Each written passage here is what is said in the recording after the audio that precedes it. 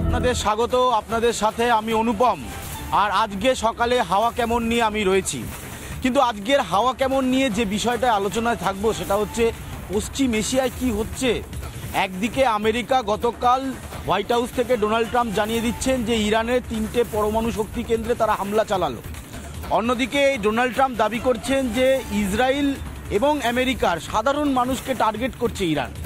কিন্তু রাষ্ট্রপুঞ্জ কি বলছে? রাষ্ট্রপুঞ্জের প্রধান যারা রয়েছেন তারা বলছেন শান্তি ফিরে আসুক।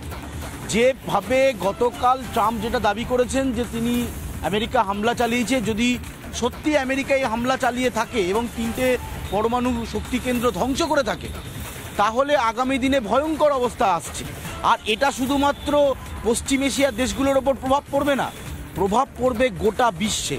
কারণ ইরান এমন একটা দেশ, বা তাদের যা এই মুহূর্তে পরিস্থিতি, একেবারে খাদের কিনারায় দাঁড়িয়ে রয়েছে অনেকে বলছে।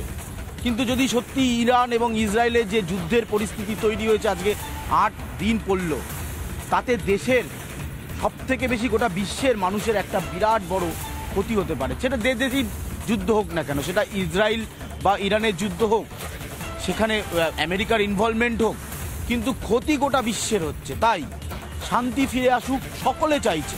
কারণ আন্তর্জাতিক বাজারে তেলের দাম বাড়বে, তেলের দাম বাড়লে নিত্য প্রয়োজনীয় জিনিসের দাম বাড়বে, নিত্য প্রয়োজনীয় জিনিসের দাম বাড়লে সাধারণ মানুষ নাভিশ্বাস উঠবে।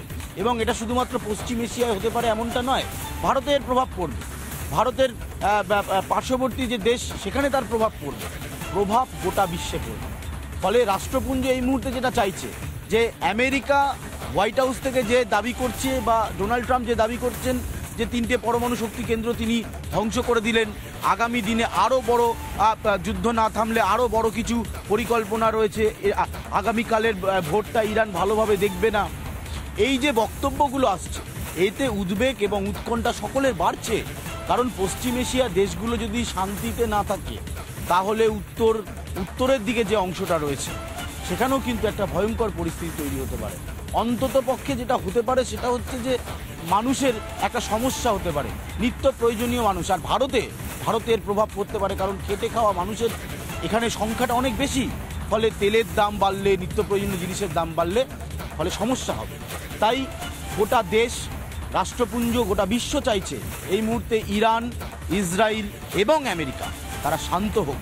আমেরিকার হোয়াইট হাউস থেকে ট্রাম্প যদি বলে থাকেন যে আবার এই যুদ্ধ না থামলে তিনি আরও কড়া ব্যবস্থা নেবে, তাহলে তো উদ্বেগ বাড়বে, উৎকণ্ঠা বাড়বে।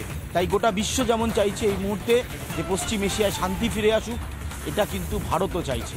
ভারত এমনিতেই শান্তি প্রধান দেশ, ফলে এই শান্তির বার্তা ভারতের তরফে আসছে। তবে ভারতের কী স্ট্যান্ড পয়েন্ট হবে সেটা আরও স্পষ্ট হবে যদি এই যুদ্ধ আগামী দিনে আরও বাড়তে থাকে। ফলে কোথাও যাবেন না, আমরা বিভিন্ন ইস্যু নিয়ে আসি। আজকের এই হাওয়া কেমন নিয়ে আজকে পশ্চিম এশিয়া নিয়ে আপনাদের সাথে আলোচনা করলাম। রিপাবলিক বাংলায় দিনভর খবর দেখুন, বিভিন্ন ধরনের খবর দেখুন। আর ছোট্ট একটা বিরতির পর আবার আপনারা দেখতে থাকুন রিপাবলিক বাংলা। আজকে এখানেই শেষ করছি হাওয়া কেমন। ভালো থাকবেন, সুস্থ থাকবেন।